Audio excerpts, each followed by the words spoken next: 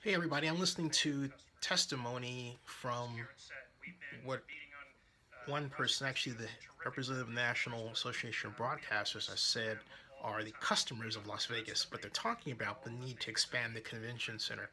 And so I think it's a good idea to do some checking in. This is a testimony period. Someone put out there on Twitter that this had already been decided on and that the $750 million subsidy was going to be granted for the stadium. This is much more than that. That first of all, no vote is taken. That didn't happen.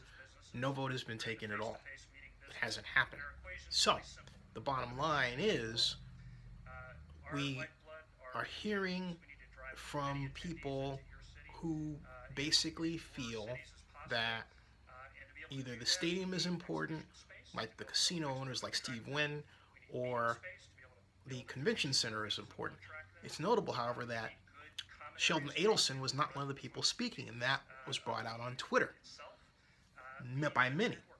I also, in listening to the questions from a number of the Nevada legislators, get the impression that their constituents are telling them not to support this subsidy. This subsidy is a general obligation bond. So where we are right now is no decision has been made at all, and not only that, not only has a decision not been made, we haven't heard opposition comments. We haven't heard public comment to this point at all. And the assembly, the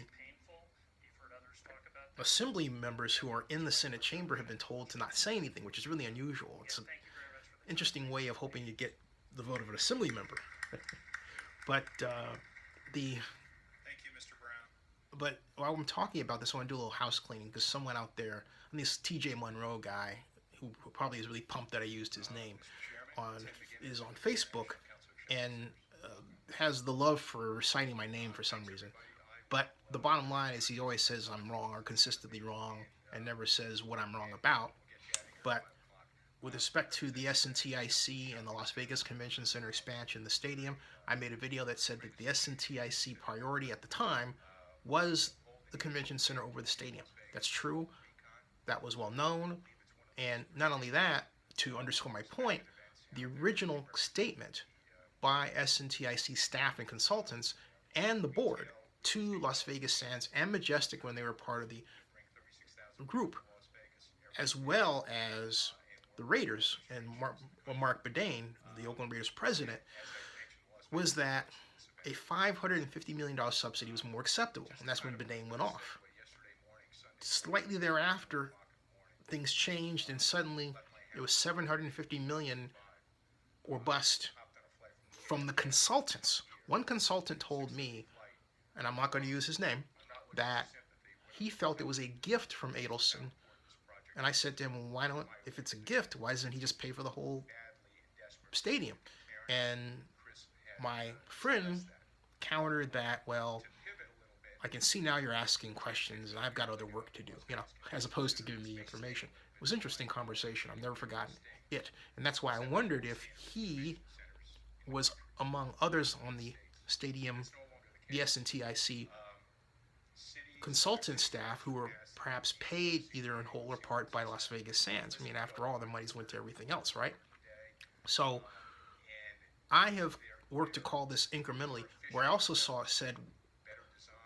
where I also called out things are going to happen is when someone will put out a tweet saying, oh, that on the 24th of August, the SNTIC was going to make a recommendation for the stadium, which they did not do, or on the 30th of July, the 11th of July, they were going to make a recommendation for the stadium, which they did not do.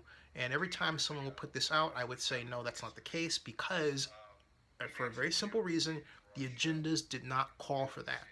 And the SNTIC has been very, very, very attentive of following its agenda. It never went off agenda and said, oh, well, we're going to just make this recommendation right now, even though it was on the agenda. It's never once done that.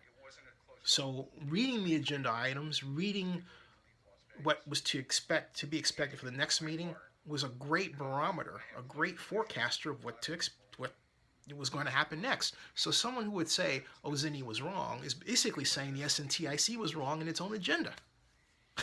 Okay? So whatever problems you all have with me as someone African American being a pontificator, hey, I strongly encourage you to seek therapy. I am not going to stop. But that aside, back to this issue. Now, this gets to a question that was asked on Twitter just a moment ago.